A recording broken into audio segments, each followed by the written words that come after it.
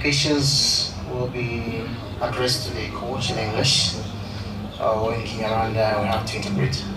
Mr. Coach, 0-0 is the results of this game. Give us your reaction actually. How was the game? What are the challenges? First of all, hello, good evening to everyone. Thank you for coming to be with us. I have to say that our team is new. We have only 3-4 weeks of working with this very, very short time, as you know, for playing this kind of game. Kigali had advantage in, they are physically a much better team right now, and we pay attention of our defense because that is the only way possible for us to play in this moment. I really hope we will have another.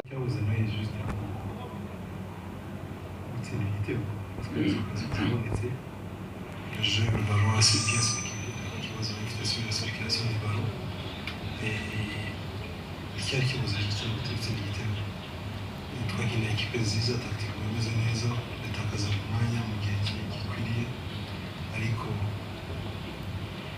une grande partie yewe na félicita umukinnyi wanjye bien sûr byari byiza tubona igitego cyangwa bibiri ariko kuba tutabonye igitego iyo physionomie ya match ntabwo ari mbi cyane icyabuze c'est juste ibitego ariko les occasions zihari ngira ngo muri iyo partie twari dufite opportunité yo kubona igitego net un contre un zimeze nk'eshatu